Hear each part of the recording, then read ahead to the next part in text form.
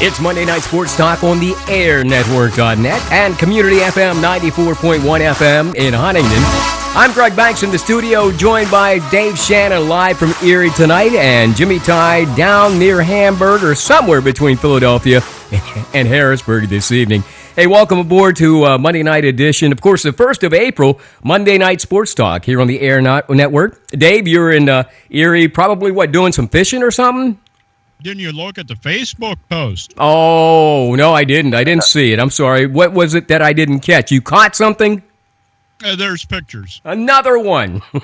There's visual evidence. Oh, somewhere in Pennsylvania. Is that how you labeled it again? As you always do. Actually, I took a shot at somebody that I was involved with earlier today. Oh, okay. Well, we'll get a shot of that on Facebook. I'll have to pull that up.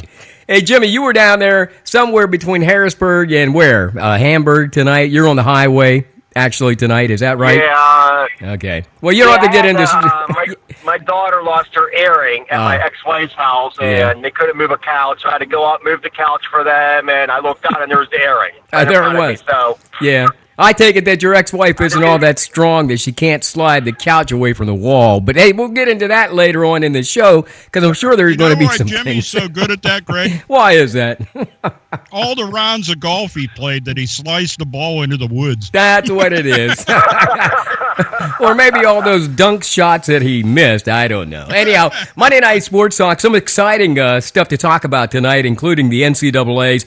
We'll talk about that coming up. But first, guys, the most exciting thing for my weekend was, other than maybe having some extra coffee on Sunday morning, Mississippi State upset, Mississippi State ladies upset UConn Lady Huskies. You know, we had watched this thing forever, it seemed like, Dave. I don't know how many years the Lady Huskies reigned without a loss, and it was almost next to impossible for them to lose, but they came out flat on, I believe that was, Friday night? Or Saturday, and Friday. And, man, I got to tell you what a shocker that was. That had to be the shocker of the weekend. I think so. I mean, I was at the point where I was actually formulating my thoughts because I had, Connecticut punched the whole way through. It's like rubber stamp, why even have the tournament? And it's like, okay, Mississippi State proved why you should have the tournament. So it was a big plus. For me to, to see the UConn Lady Huskies get upset. It was, didn't see it coming. I don't know why they'd be flat, Greg. Yeah. I mean, you understand that you're trying to make that move, and you still have to win it, even though most of us in America feel like the University of Connecticut women's basketball team they're just rubber stamped at the national championship. You never assume that. No, you can't. You never know what can happen in a game. It was like David versus Goliath, Jimmy. You think the reason why the Lady Huskies were kind of flat is maybe Mississippi State had their number. I mean, it almost looked like they were doing a great defensive job even early in the game against the Lady Huskies and had a great offense, too. Yeah, you have to look at the way Mississippi State played. Not so many teams, not so many women college basketball teams play like Mississippi State, and they had Morgan Williams, I believe the girl's name was, who had 41 points in the Elite Eight, comes back and hits that game-winning shot. Oh, that's amazing. Her father passed away 3 years ago to the day. Really? Wow. So it's like divine intervention, whatever you want to call it. But Mississippi State just came out and they didn't care who they were playing. They didn't care if it was UConn on the front of them jerseys. Yeah. They knew how to play the game. Their coach knew how to coach against Gino. Yeah, it was a close game, buzzer beater, whatever, but great game. Oh, there's no doubt, I think that's good for women's college basketball, too. Yeah. I think, Dave... Because that thing of UConn winning every year, oh, man, that gets so tiring. It gets so tiring only because, the teams that come to mind would be UConn, maybe Baylor, And every once in a while, Notre Dame would sneak in there. Yeah, Notre Dame at times has a very good team. But it was so cool and refreshing to see Mississippi State, a team that was unbeknownst to me that I really hadn't followed all season. Matter of fact, I was like you, Dave. I was tempted not to even tune into that game. But some reason I thought, I'm going to tune in. It's a ladies' Final Four. I'm going to check out how badly UConn's going to beat this team, Mississippi State, only to be shocked and awed as I watched Mississippi State actually run all over UConn on offense with their speed, and then on defense, they got back, and they had a tall lady in the paint who just would not allow anything to go into the cylinder. It was unreal. Yeah, that's it makes for good basketball. It's a good thing for women's college basketball, I think, and because the idea that one team can dominate a sport for that extended a period of time is got to be A, demoralizing for just about anybody else in the country, and B, tough for anyone else to try to recruit. Wow. Because, it's like, where do you want to go? Well, I want to go to UConn. Yeah. They win every year. Yeah, exactly. Why wouldn't you want to go there? But, as I watched the end of the game there, Jimmy, in regulation, I was shocked, obviously, as Mississippi State ties the game up. They go into the overtime. And just with the waning seconds of that game, the most exciting part of basketball I've seen in a long time, for Mississippi State to get the ball and for her to put that up. I think there was only a second on the clock when the thing went in, and it was just pandemonium from there on out. Did that shot remind you guys of last year in the men with Chris? With Chris Jenkins, North Carolina hits that shot with 5 seconds ago. Ryan Archibald, whatever his name is, for Villanova, dribbles down, passes off to Chris Jenkins. Yep. He hits it for the beat. That's what that reminded me of. Yeah, it really did. Getting back to Dave's point, and your point, Greg, back in the day whenever I was growing up, nobody wanted to go to UConn to play women's basketball. They wanted to go to the University of Tennessee, because Tennessee that's right, Pat was Summitt winning the titles under Pat Summitt. Yeah. And then Tennessee fell, and then when Tennessee fell, UConn picked it up. Now that UConn lost, is it going to be South Carolina? Is it going to be Mississippi State in women's basketball? Where now that's going to be the next powerhouse of women's basketball? Well, at least where these girls see, South Carolina won the championship. I can go and play for South Carolina and play as a freshman. Instead of if I go to UConn, I'm not going to play as a freshman. I'll come in my junior or sophomore year. Yeah. Well, Gino Ariema, the coach, he had that look on his face, Dave, at the end of the game. I think with only a second or two left, as that ball went down, of course, the goal lit up, and so it was sort of like at the exact time, the perfect timing, the perfect storm. You could see the sigh of relief, and he just kind of smiled, put his hands up in the air as if to say, hallelujah, the mountain has been lifted from my shoulders. And you said something before the show. Yeah, that's not a bad thing if it happens during this season, but for that to happen, in the Final Four before the championship game, he had to have at least a feeling of despair. He had to be somewhat sad. Relief and despair all at once. Yeah. I mean there's a lot of emotions going through that coach at that particular point in time. No doubt. But I think in the end, he's probably happy. He's not happy. For his players, that they learned something out of that, I think. Yeah, and I mean, there's something that they put on the record books that I don't see anybody breaking, and that's the continuous numbers of wins that they had. And I don't see anybody in men's or women's basketball ever that'll be that being dominant, able to touch that. Exactly. And I agree there. I concur. So that was a great game. And then we moved forward to the championship game, actually last night, when Mississippi State takes on, of course, South Carolina. Let me ask both of you guys. And I know you don't probably watch a lot of women's basketball, but Jimmy, had you noticed South Carolina doing as well as they've done this season? Matter of fact, I think they had played Mississippi State, I believe somebody said, twice already this season, and defeated them in 2 games. Is that correct? Yes, that is correct. They played, I believe, in a tournament. I don't know where you're at, and then they played them, I believe, in Columbia. Yeah, South Carolina. Yeah, during a regular season game. So having said that, season, yeah. Yeah. Now that game was probably as close as, I don't know, it wasn't as close as the UConn game, but it was back and forth, and it was pretty close near the end as well. Did you think that South Carolina would pull that game out last night as handily as they did? Oh, yeah, South Carolina's a really good team. They're ranked number 1 in their region. Mm-hmm. Oh, definitely. But what last thing I'm going to say about UConn, the record's 111-1. Yeah, exactly. If you look at that, it's 11-11-11.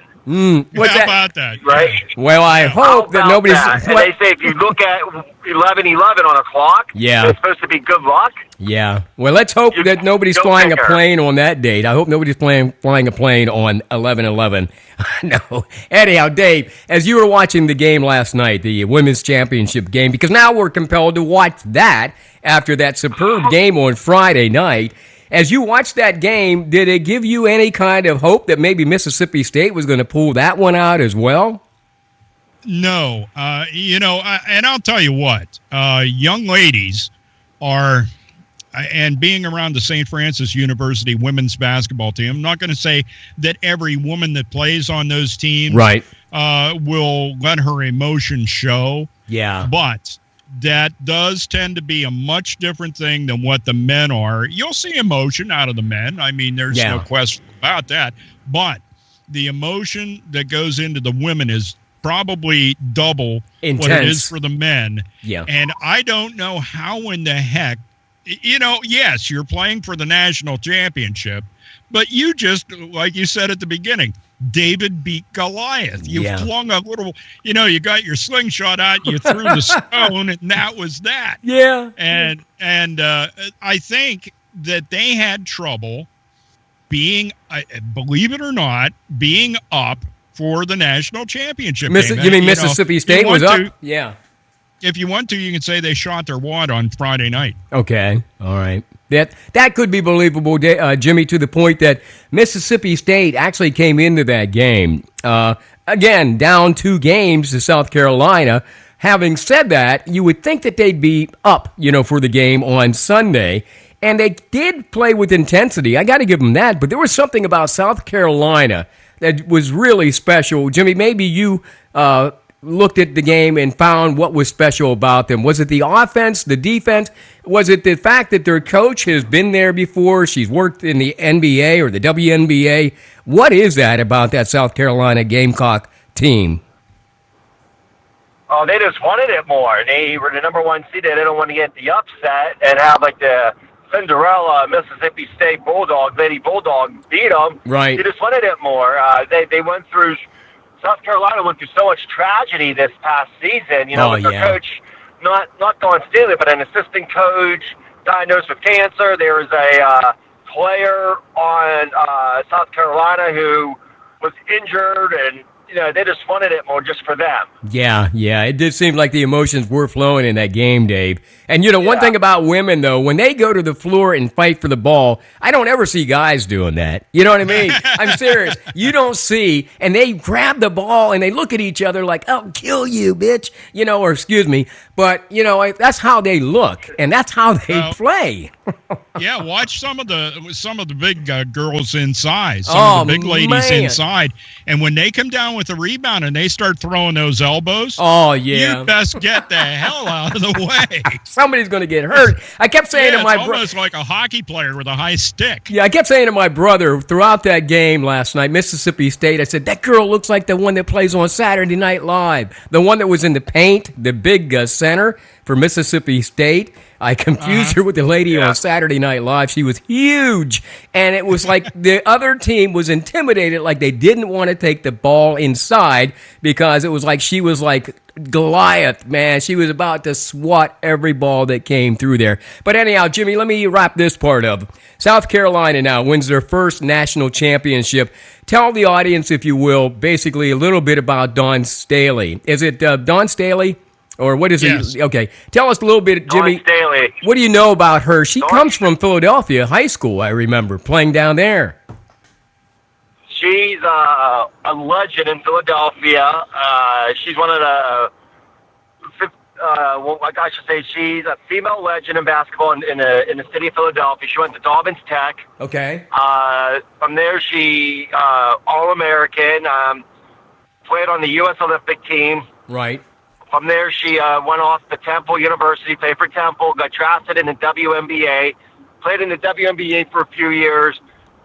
Retired from there, went back to her alma mater, Temple University, coached there, Mm-hmm. and then 5 years ago she gets the job down at South Carolina, and she's been there ever since. And she brought her whole coaching staff along with her from Temple. So she was a head coach at Temple University. It's a Philadelphia connection. Oh, there's no doubt. There's no doubt. And, you know, David, it was even reflected in some of the interviews after the game that one player from South Carolina, very emotional, talked about players they had lost, an assistant coach had had cancer, and how, you know, those last 5 years have been. And she really said, you know, our coach promised us a national championship. And for Staley to be able to deliver that in 5 years, that's an amazing story. That is truly an amazing story.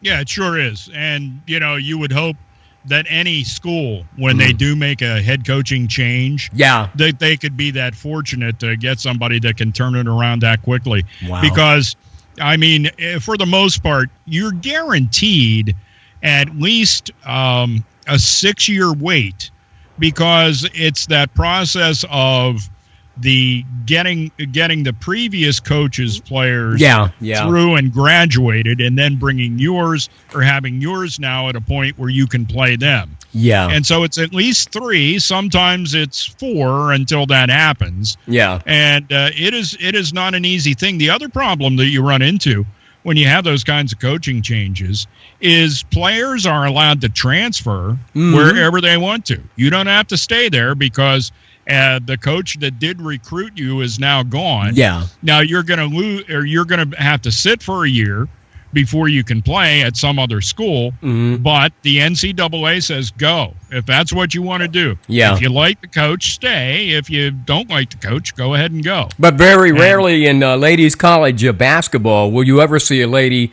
one and done in basketball go to the WNBA. I don't even know if that's permitted for them to do that, or for them to go over to Europe to even play, for that matter, you know, after being there for a couple of years. They usually stick around for about 4 years, you know. Yeah, Okay. absolutely. And, all right. It's a short lifespan. The WNBA is a short lifespan because they don't pay them anything. Now, you know, and here's something I found out, Jimmy, about the WNBA, and I'll let that go. I think the average salary and probably the top dollar is $60,000 per player. That's a reason why Diana Taurasi, I think it was, the girl that played for UConn, went overseas to play. Taurasi, where she's making, what, $1 million, playing either in Russia or China somewhere. But she's making $1 million because she could never make that money here stateside for the WNBA, which is incredible because you would think they would want to pay their players, but they don't market it the same way, and I'll just let it go at that. That'll be a subject for another day. It's Monday Night Sports Talk. Greg Banks in the studio, Dave Shannon in Erie. We've got Jimmy Tye on his way back to Hamburg, PA, coming from the Philadelphia area. Meanwhile, hey, guys, I watched a little bit of the Final Four, and I got to say, Gonzaga, nipping Carolina, South Carolina, that was a good game, but it looked like they had things in hand, even though the big guy went down there, Jimmy, after somebody smacked him in the nose. And you know, in the eye. In the eye. Right in the eye. Yes, he did get him in the eye. I'm sorry. I thought at first he broke his nose, and you're right, it was his eye. So I kind of felt at that point the game had shifted, the momentum, Jimmy, in that Gonzaga, South Carolina gang. But nonetheless, Zags, they end up winning, and they're heading towards, of course, the finals tonight. In that other game, UNC over Oregon, I got to be quite honest, I didn't stay up that late. So what did you guys see in that game that I didn't see in the highlights? Well, Jimmy, do you want to go first? Yeah, I'll go first. All right. South Carolina had their chance. And just like in the North Carolina game, you know, Oregon had their chance. Okay. The thing about this time of the season is hit your free throws.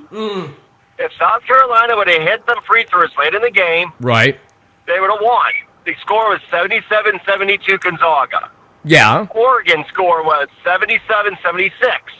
If Oregon would have hit some free throws, South Carolina would be a whole different ball game. But the thing about Gonzaga is they have two big guys. Oh, yeah. They have two 7-footers. Now, is North Carolina, they don't have any 7-footers on that team that can handle them two guys. Right. You know, and that's where Gonzaga's going to eat them up. They're going to throw the ball in. North Carolina's going to collapse. Mm-hmm. The big boys are going to throw it back out, and they're going to shoot it. Yeah, so... You know, that's basically what the game's going to be. Well, I was just curious because I know that those games probably were a lot closer than I imagined. And, of course, I don't know about Gonzaga being any kind of threat to lose that game. Dave, you were going to say? Yeah, in the Gonzaga South Carolina game, there was a point there where I started to tune it out simply because the Zags had such a big lead on South Carolina. Mm-hmm. And to the Gamecocks' credit, what were they down? 13 at one point, Jimmy, there in the second half. Yeah, it was like 13 or 15. Okay. Something like that. I think I remember that part, yeah. They came back to tie it, and that was awfully impressive to me to watch South Carolina do that. I'll tell you one thing. You know, Jimmy's talking about North Carolina and how this game may play out. Yeah. I'll tell you what, if I would be Gonzaga, I would be very tempted to, I mean, not without getting ridiculous about it, yeah. But I would not be afraid to foul North Carolina. If you're that pathetic at the foul line like you were at the end of the Oregon game, I'm going to send you to the foul line until you prove to me that you can actually do something to take control of this game by making your foul shots. That was a horrendous performance at the end of the game from a number one seed to miss that many free throws. Man. I'm sure Ray Williams isn't exactly thrilled either, but, you know, that to me is a big part of what's going on there. Well, let's talk about tonight's game here. Or, Jimmy, do you have something else to add to the Final Four games before we move on to tonight's final? The thing is with South Carolina, they, in the regular season and through the final and through the tournament, their foul shooting percentage was above 85%. I believe it was like 86.4% as a team. Yeah, okay. Now, you tell me, how bad did they choke going down like the final few seconds in that game, missing foul shots? The last lead South Carolina had was on a foul shot. After that, Gonzaga just ran off 7 straight points. Yeah, and that in itself, I think, is amazing as the Zags get set to take on UNC tonight. Monday Night Sports Talk, Greg Banks in the studio, Dave Shannon, Erie. Jimmy Ty, by the way, near Hamburg, PA tonight. Let's talk about that game coming up around 9 o'clock this evening, guys. Gonzaga versus UNC. These are two highly ranked teams in the country, but more importantly, they were seeded first, Dave, in their respective regions. So talk a little bit about some of the strengths on the side of Gonzaga versus Roy Williams Tar Heels tonight. What are some of the strengths and weaknesses, and then we'll get a prediction from you. Yeah, I think Jimmy hit it, square up when you talk about those two big guys on the inside for Gonzaga. That is just tough to beat. And they both, they perform different chores as being the big guys inside. I don't know their names, but the bigger of the two that got his eye poked out. The cat with the beard. Okay. Yeah. The big man. Yeah, I know what you mean. That guy. Yeah, that guy. That guy. The thing. Poland. Okay. Now, the thing about him is you are not going to move him out of your way. There isn't a player on North Carolina that is capable of coming up and giving him a bump and making him move, unless he was off balance to begin with, and you give him a bump, he'll probably fall down. But if he's standing his ground and you think you're going to make room for somebody coming down the lane, not going to happen. It's just not going to happen. And if you think that you can, do that swim move and put your arm around him and try to move him so you can make a layup, it's not going to happen either. Yeah. really when I look at this game, despite, I was watching Jay Billis was the last thing I watched last night on SportsCenter. And, Jay Billis was, he's Mr. UNC waving the flag, yada, yada. And I see the game differently, and I'm going to go with the Zags by 5. I think the Zags are going to win this game, win it by 5. Score will be probably similar to what the Final Four scores were with teams in the 70s somewhere. All right, so Dave has Gonzaga Bulldogs defeating the UNC Tar Heels tonight by at least 5. Jimmy, what are some of the strengths and weaknesses you think we got to look for tonight between both of those teams? And then give us your prediction on the game tonight. North Carolina has experience. They've been there before. This is the first time Gonzaga in the school history, with the coach, with the players, in the school history has ever been on a stage like this. North Carolina, Roy Williams been there many times.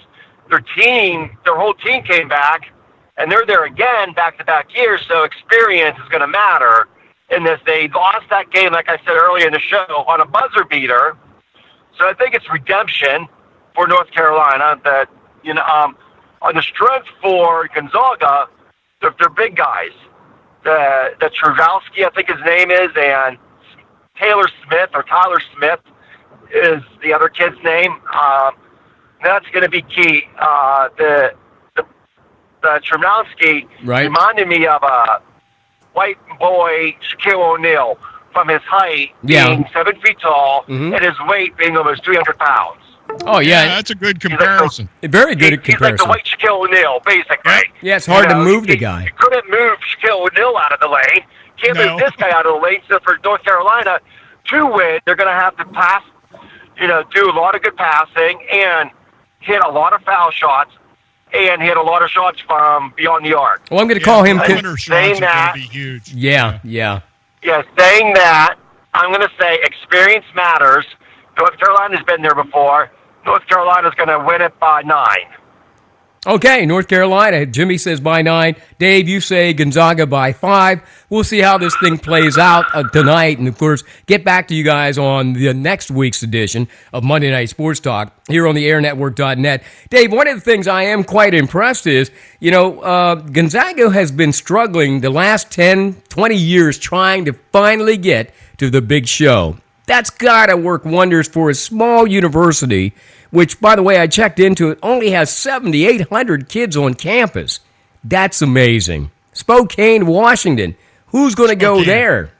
Spokane. I've been there. Yeah, okay. I've actually been there. Yeah, I was in their gymnasium, so I know what the arena is like where the Zags play. Okay. It gets very loud. I was there. There were about 9,000 there for a women's game on New Year's Day. Mm-hmm. And it's quite the place to play. Right. I think one of the things, even though that student population is small, and Spokane is certainly, I would call it somewhat off the beaten path, if you will. That all being said, they have within the last what do you say, Jimmy? Last 12, 15 years, 12, maybe 15 years. They have become a prominent name in men's college basketball. Mm-hmm. And so what this is going to do is make it even better for them when it comes to recruiting, regardless of the outcome of tonight's game. I agree. I haven't looked at their portfolio, Dave, as I was going through here, just looking at the numbers of the students. I don't believe they have football. There's no major industry that I can pick, when you look at that part of Washington State. So I guess basketball is king, and they must travel very well because it looked like they were shocking the nation the other night during that game. There seemed to be a lot of people in the stands cheering for them, the Bulldogs. Oh, yeah. I think they picked up, and this is going to sound corny, but I think it's actually the case. Early on, I think a lot of people got to be fans of Gonzaga because their team has a weird name, Gonzaga University. And, they have a bulldog and everything, but everybody just calls started them the Zags. The Zags. Yeah. And so there's that cute factor. They're a cute basketball team. And to their credit, marketing-wise, they've been able to pull that off. And I think a lot of America has glommed on to them just because they're unique to a degree. And now you could say, well, why not the Akron Zips? Why not the Zips? First off, they're in Akron, and second of all, they have a kangaroo for a mascot. Oh, okay. Zippy the kangaroo. Zippy. There you go. Zippy the Zip. Well, listen, you were talking about Spokane being so much isolated, which it is. Could that work to the benefit of somebody like St. Francis University if they finally get to the point beyond, maybe they end up winning the NEC. Maybe they show up in the, maybe the Sweet 16 at least. Does that help a university like St. Francis out to any degree? My God. Come on now. I'm projecting. There are people in Loretto right now that are doing some Hail Marys at the radio, saying out of Greg Banks' mouth to God's ears. They aren't listening there anyhow, but go ahead. It makes me feel good if they are. No, there are a number of things. When you get to that point, I saw the changes at St. Francis University appearing in one NCAA tournament game when they played Utah. Yeah. They took on Utah, and they lost. But the thing was, the money that brought back to the university expanded every athletics program. Mm-hmm. Recruiting was a little bit of a different story, too. Suddenly you got these kids that are in somewhat suburbia Maryland. Yeah. Maybe wouldn't even think about St. Francis, suddenly saying, you know what? Those guys were in the NCAA tournament. So that recruiting area picks up. And then you get a little more out of the metro Philly, New Jersey area. Okay, yeah. And so, it does make a big difference. What will that mean for Gonzaga? I mean, maybe the Zags start picking up some kids from L.A., some inner city kids from L.A. who can really play basketball, wanting to go to Gonzaga. Or more kids down around the Portland, Oregon area. Because, they're not that far away if you really think about it. So, no, they're very close. Yeah. Well, let's wrap this up. And let me say this. Dave, since you talked with Rob Krimmel, who was on the show the night before playing, who was it? Mount St. Mary's, I guess it was, or he's playing in the CIT tournament or whatever it was. We talked to him before the CIT game that he won. Yeah, well, here's the problem they had. They had a kid that left them. Remember the kid that you talked about, and you said, the fact that you were able to recruit this kid, and he came up from Houston or something. Yes. I don't know if you're aware, the kid went back home. He had to go back home to take care of his family, so he left the week after the tournament. I did not know that. Oh, okay. I thought you were aware of that. Heck of a young player. Yeah. He was, the guy, he blocked shots Eric Taylor, who was one of the assistant coaches at St. Francis, was an exceptional shot blocker. Yeah. And, it reminded me of Eric watching him play. And so, therefore, I don't know, hopefully the family problems can be resolved and he can come back for next season. Well, I have to find the quote in the Altoona Mirror. I was kind of dismayed to find out he was leaving, especially after we talked to Rob, and Rod had a lot of good things to say about him, but all for naught, because the way the kid was quoted in the paper, it was something to the point he was really homesick, and he needed to get back to Houston. So apparently he's going to be going to school down there. And you got to believe, you're out in central Pennsylvania, Dave, to drive to Loretto, Pennsylvania, even to a game, or to drive to St. Francis University, you're rolling through some sticks back there, man. And so if you come from a city like Houston... The other thing is, too, Greg, when you take a kid from the inner city... Oh, yeah. Normally the family is not that well off, Right. And I've watched this over the course of time. You see parents that'll do anything for their children who are student athletes in college. Yeah. Some do more. The ones that do more are the ones that are financially well off. Yeah. They'll come see the kids in Loretto. They'll go see their kids on the road. They're with them all the time. And that is a great support system for the kids that can happen for. Yeah. However, when you get into this game of recruiting and you go to the inner cities, it's not so difficult to...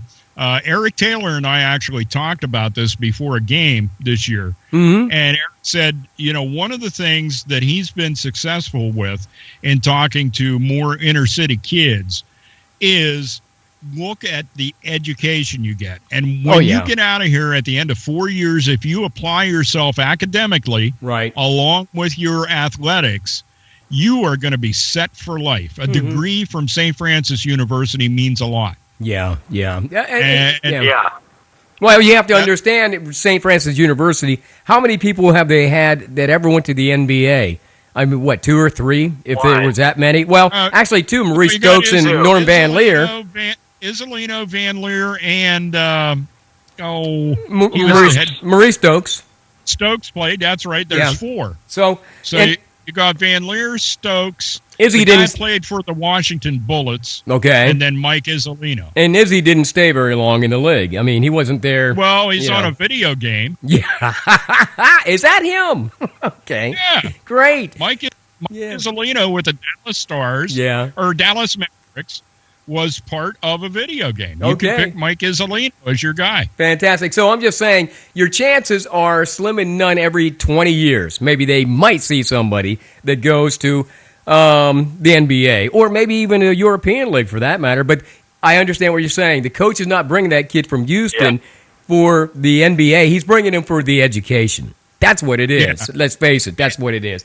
All right, let me ask you guys the this. sad part Go ahead. And back to that, just to wrap up, I can understand him being homesick. Yeah, because I can I'm too. sure his family just couldn't afford to travel the distance. Right. To get there to see him both at Loretto. It's kind of thing where you show up for senior day. Yeah. You save money for 4 years. Yeah. So you can go to your son's senior day. Yeah, that's because tough. All the rest of the time you're just trying to make ends meet. Yeah, and the boosters, God love them. I mean, they do try to help out wherever they can, but let's face it, the NCAA is cracking down so heavily on these kids even getting free pizzas anymore, for God's sake, that, it looks inappropriate if they just show up every game. It's like, and you understand they don't have a job, so you got to figure out somebody's bringing them in. And so I'm not saying that was the case in this young man's case, but he was homesick, bottom line. Let me ask you and Jimmy real quick. Patrick Ewing, finally, God love him. He has been sitting on the bench for the New York Knicks for years as an assistant or wherever in the NBA. He finally gets his break. He is now the new head coach at Georgetown University. Jimmy, your thoughts, and then Dave. Is it about time? Oh, my God, it's about time to bring the living legend back. The best player to ever play for Georgetown. How about that? Finally coming back home. Yeah. The best player, and Georgetown had players like Alonzo Mourning, Allen Iverson, Dikembe Mutombo. But Patrick Ewing was the best player to ever put on a Hoyas uniform, and they are rewarding him as the head coach of the Hoyas. Great move by Georgetown. And that's also a good move for their recruiting. Oh, yeah. We were talking about recruiting earlier. For their recruiting, Patrick Ewing going into a house and saying, hey, I played, Yeah. These kids are looking up to him like, okay, you're on all, you're off you, 92 Dream Team. Hall of Famer. Hall of Famer in my house. Yep. Once you recruit me to play for Georgetown, right? Why not? Yeah. What about the benefits? Great move. Yeah. Great move. What do you think, Dave? Great move, good hire, and benefits too, right? Oh, absolutely. One of the things Patrick's going to need to do, though, is make sure he surrounds himself with a good staff. Yeah. I'll tell you what, that's one of the things that sometimes, and television doesn't have the time to talk about the assistant coaches and the role they play. Yeah. That's like, I highly recommend for anybody out there that's a fan of basketball, this movie was made a long time ago. It was a documentary, and it's called Hoop Streams. Hoop Streams. I do remember that. Yeah. Good movie. And you really need to watch that and see how down and dirty coaching the becomes. recruiting game is. Yeah. When the guys from Kentucky said, come into your house, 2 guys from Kentucky come into your house. It may not have been Kentucky, but we're going to use that as that as an example. Yeah. Yeah. They walk into your house and they say, so, you think you're going to go to Indiana and play? You aren't going to see the floor at Indiana until your junior year. Yeah. So do you want to come play for us as a freshman, or do you want to ride that pine until you're a junior at Indiana? And I'm sure it's even deeper than that, man, in many instances. Yeah. I mean, it's cutthroat business. But I highly recommend that because I don't think the recruiting game is any nicer today right. than what it was back then. And I agree. It is brutal. And I agree with you, Dave. I think Patrick Ewing has enough sense to understand, because he's been in the NBA for countless years, assistant coach, of course. And the important thing is he has the experience. You know what? He's long overdue as far as I'm concerned. And you're right. If he surrounds himself with those coaches that can help him out, just not on the game night, but also in recruiting, I think it's a done deal. I think this guy shows up probably within, I'm going to give him at least 5-6 years, and his team will get to the Sweet 16. I truly believe that will happen. I agree. All right. I would also like to say this. Dave talked about hoop dreams. That was Bill Gates. William Gates was the kid's name. He was from Chicago. Okay. And Arthur Agee. Oh, I remember those guys. It was Marquette University. But another movie about the inside of recruiting was a movie by Nick Nolte called Blue Chips. Blue Chips. Which starred Shaquille O'Neal, Penny Hardaway.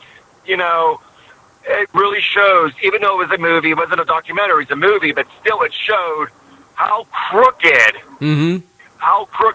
college basketball recruiting is. Yeah.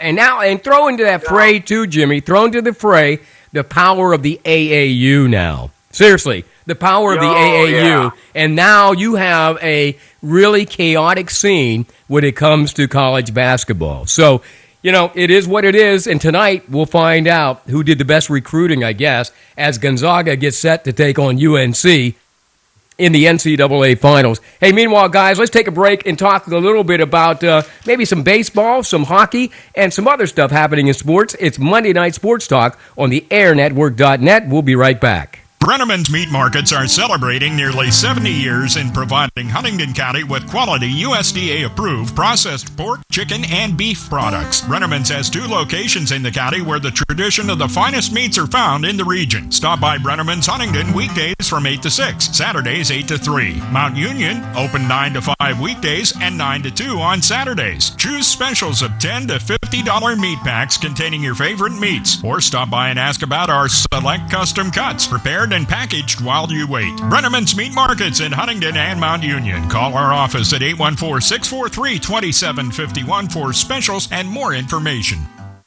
Call Austin Smith Heating and Plumbing for affordable heating, plumbing, and drain cleaning services in Huntingdon. Count on 12 years of ensured excellent service when it comes to heating, plumbing, ventilation, and drain cleaning. Call Austin Smith Heating and Plumbing, available evenings and weekends at an affordable rate. Call 814-506-5128. That's 506-5128 for Austin Smith Heating and Plumbing in Huntingdon.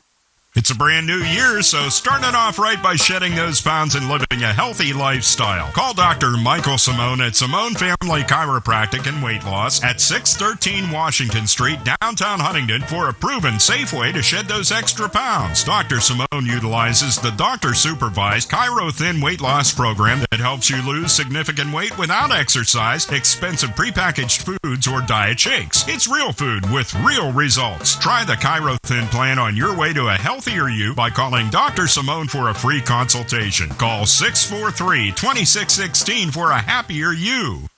Grab the Big Kahuna, the 24 square cut pizza with your choice of one topping for only $19.99. Now at All American Pizza and Subs at 612 Washington Street, downtown Huntingdon. All American Pizza and Subs has delivery, and they're the home of great pizza, subs, salad, wings, and more for lunch, dinner, or a late night snack. Call All American Pizza and Subs right now at 643-0222. Closed Mondays. All American Pizza and Subs. Like us on Facebook. It's Monday Night Sports Talk on the AIRnetwork.net and Community FM 94.1 FM Huntingdon. We're here every Monday night live from 7 until 8 p.m., rebroadcast at 10 p.m. By the way, if you can catch us live, you can always live text us at 814-242-4845, or you can actually jump on Skype and just make a contact with Greg Banks 3. That's Greg Banks 3, and we'll get you in on the show. With the likes of Dave Shannon live from Erie tonight, Jimmy Ty from Hamburg. Guys, before we move further into maybe some baseball and hockey, real quick, NFL news, Adrian Peterson, looks like he's coming back.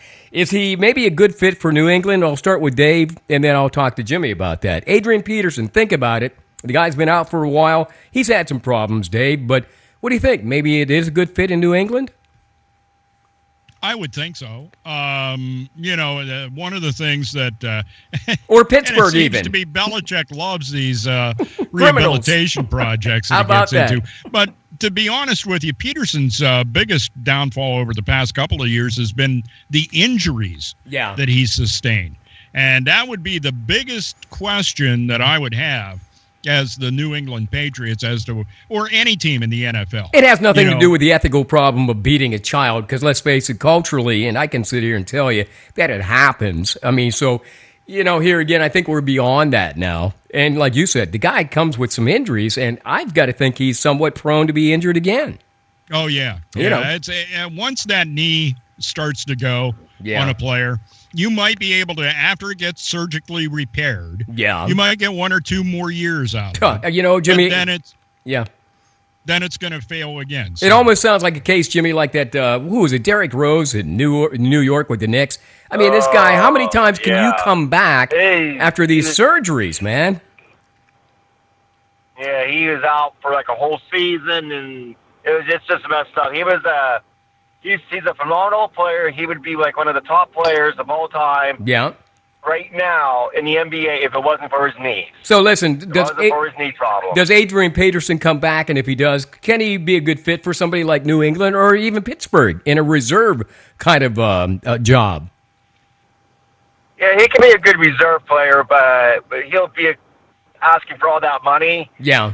And if you're asking for millions and millions and millions of dollars, you would want to start.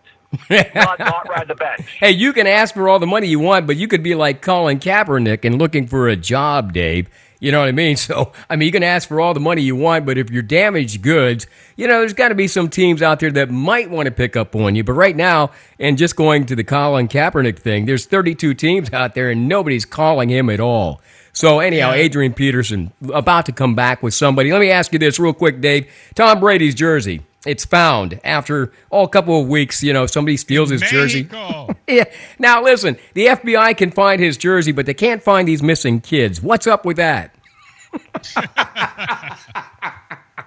That's another show. That's a completely different show. That's the Greg Banks talk show. We'll talk about that tomorrow. But what do you think about this? I mean, isn't that ridiculous? Somebody from Telemundo walked away with it, I think they said. Yeah, it was one of the Mexican press services. We can't build that wall fast enough. It's just, where are your priorities? I heard a talk show today complaining about cities that insist franchises that insist that the cities build them a place to play.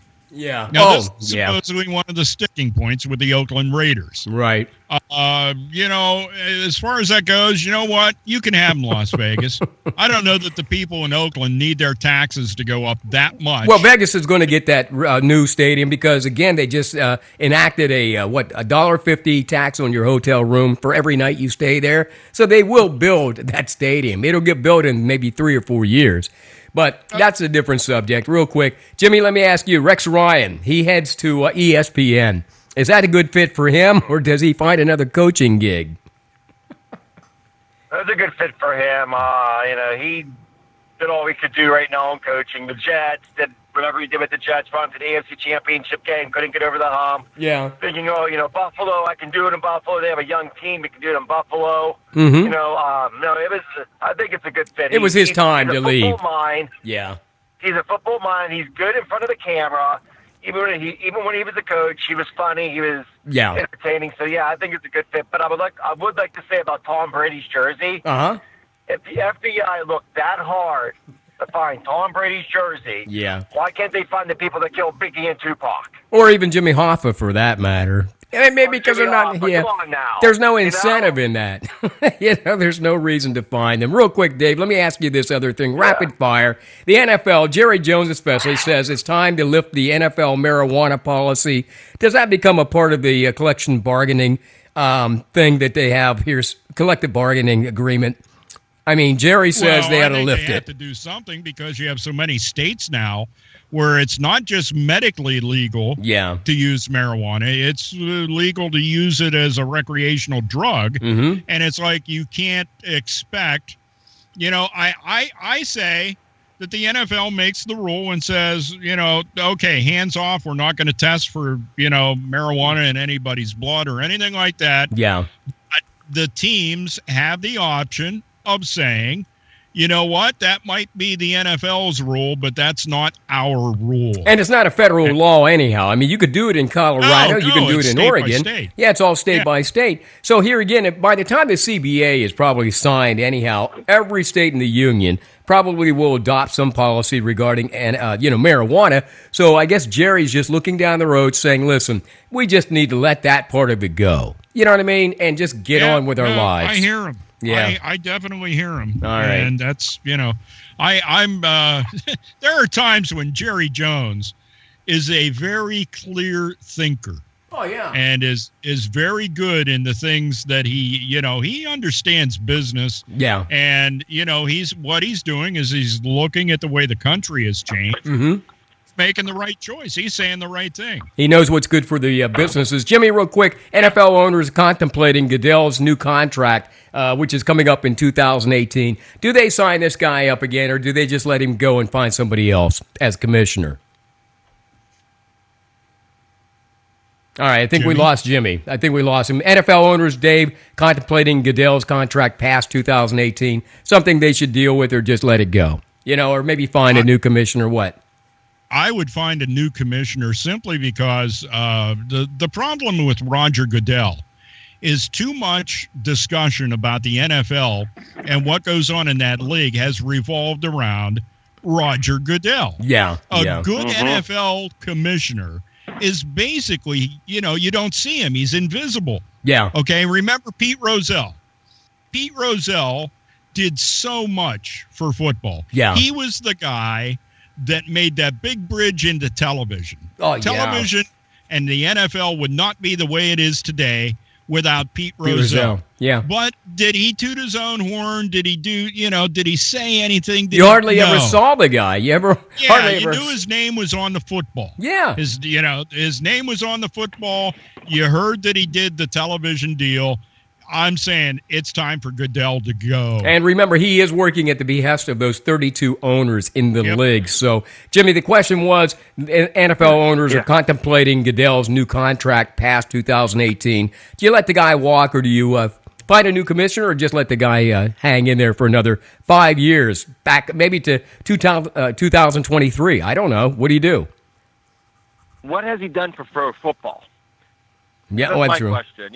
He's shaking him up a little bit. He got a lot of players pissed off. Yeah.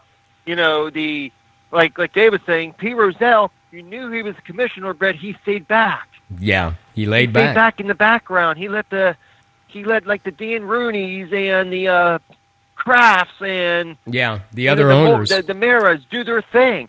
Yeah. Goodell's like, no.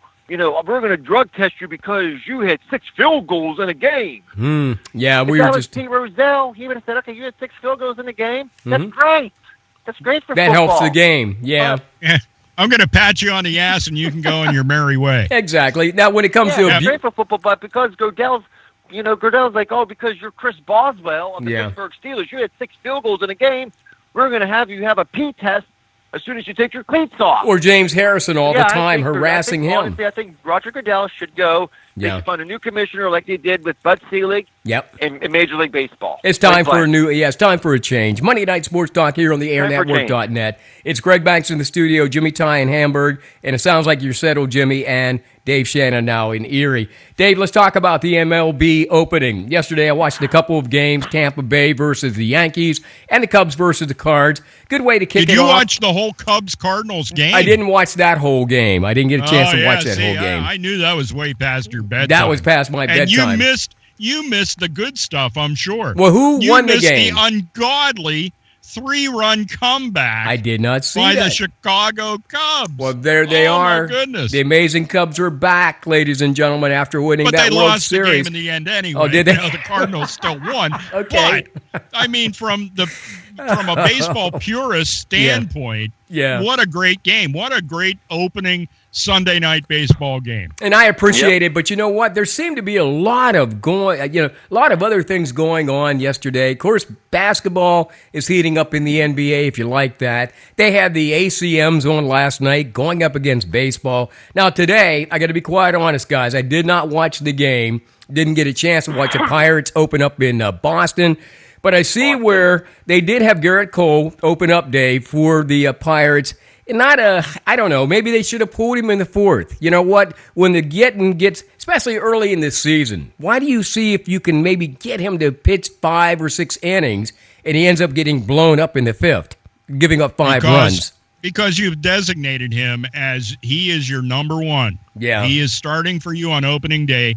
He is your number one. That means you have placed a lot of faith in that pitcher that he's going to be able to get you through thick and thin. Right, okay. Here's the one thing that I hope that they learned from this game, and that was he was doing okay till the 5th inning when he blew up. Yeah. But what were his stats leading into the 5th inning? He only had 2 strikeouts. If you're the number one for any team, yeah. You know, I watched a little bit of the Giants game, Giants in Arizona, and I'm seeing Madison Bumgarner in the 5th inning, and he already has 7 strikeouts. So I hope Ray Searage and everybody at Pittsburgh, and I think Ray does. I love Ray Searage. To me, he's the best pitching coach that they've had since Ray Miller. Okay. Remember when Ray Miller worked with Jim Leland? Yeah. Mm-hmm. Yeah. Okay. Miller was a hell of a good pitching coach. Right. And they haven't had a good pitching coach until Ray Searage. Maybe Ray is the key. You know, both guys are named Ray. Well, we'll see how things work anyway, out. Yeah, the bottom it's line early is yet. I hope he sees that, and they know whether Cole is good that day because he's got to have that strikeout stuff. Yeah. When he has that strikeout stuff, he's going to give you 7 innings, at the minimum 6. Yeah. And he might give up a run or two. One of the guilty things that he does is give up home runs. Yeah. And, that's his one downfall. But if he has that lights out stuff, he's leaving the game, and it's, you're only 1 run behind or at the most 2 runs behind. When his mojo is working. Left the game today, they were down 5. Yeah. Jimmy, did you get a chance? I'm sure you didn't get a chance to watch any of that game because you were on the road or maybe you were working. But listen, did you watch any baseball at all? Maybe yesterday as they opened up the season? Yeah, I watched the Tampa Bay Rays, New York Yankee game. Yeah. I had it on at work, and the Rays look for real. Oh, don't they? Yeah. The way they play against the Yankees and the way they hit the baseball, Tampa looks for real, especially this. Even though it was 1 game. Yeah, it looked like mid-season. They have the pop in their lineup. They have the good pitching staff. Right. The Tampa Bay Rays look for real. But I did listen to the Pirate game on the XM radio. Oh, so okay, I did cool. listen to some of the game. All right, cool. Well, the Buccos have the day off tomorrow, Dave, and back at it, I guess, in Boston on Wednesday. Who they starting number 2? Who's coming up for the Buccos on Wednesday, by the way? I think it's Tyone. I'm not sure, Greg. Let me check to be sure. All right. But he was supposed to be number 2 in the rotation coming out of spring training, and Ivan Nova would be 3rd. And they do have their 5 guys. Sure. Yeah, they have their 5 guys lined up. We got a couple of minutes here before we wrap things up. So, I'll take a look at that later, Dave. Let me ask you real quick. Sid had an awesome game. I believe it was Saturday. The Penguins had 2 awesome games yesterday and also over the weekend. I tell you what, maybe the momentum is shifting now. As Sullivan said, got to get some guys better, some guys healthy, and make something happen for the Penguins here as we head towards the playoffs. And just as he gets that out of his mouth, Chris Kunitz is gone. Oh, no. All right. Yeah, Chris Kunitz, and he blocked a shot in the game against the Rangers. Right. And I think he suffered a broken leg. Oh, no.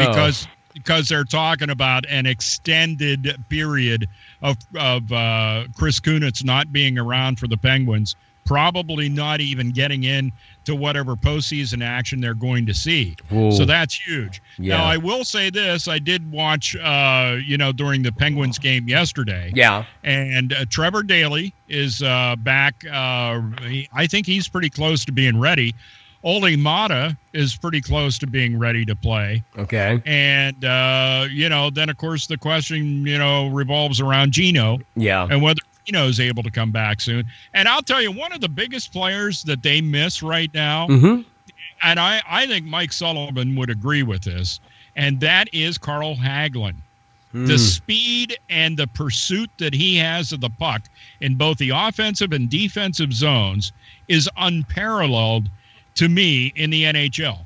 Carl Hagelin was maybe the best pickup that the Penguins were able to get last year. So I hope this, but you know how concussions are. I remember the year Sid had that concussion issue. Yep, he came out and went back. Yeah, he had some problems. Yeah.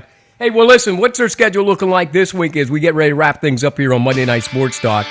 I believe they play tomorrow night, Penguins? Yeah, final home game of the regular season is tomorrow night against the Columbus Blue Jackets. And then on Thursday, they will go to New Jersey and play the Devils. And they'll play on Saturday at Toronto. And they finish up the season on Sunday, the final day for the NHL regular season at New York. They're going to play the Rangers again. Wow. Okay. Hey, if you had to project finding somebody in the first round, who would you rather play, the Caps or maybe the Blue Jackets, Dave? Who do you... I'd rather play the Caps than the Blue Jackets. I mean, boy, they got all those points in the standings. Yeah. But I'll tell you what, Columbus plays Pittsburgh really tough. Yeah, that's what I'm thinking. The big thing is I think the Penguins need to win that game tomorrow night at home so that the Penguins can be pretty well assured of getting the home ice advantage against Columbus, and that could be maybe just enough to get them through. All right, let's go Pens. Hey, meanwhile, that wraps up another edition of Monday Night Sports Talk with Dave Shannon live in Erie, Jimmy Ty in Hamburg, Pennsylvania, near Philadelphia, Greg Banks in the studio in Huntington. Hey, guys, thanks again. Let's do it again. Hey, best of luck to you guys in your game tonight with Gonzaga and UNC. Let's go, Zags. Go, Zags! Reading Heights. All right. Camp. Hey, have a good night, guys. Thank you. Good night.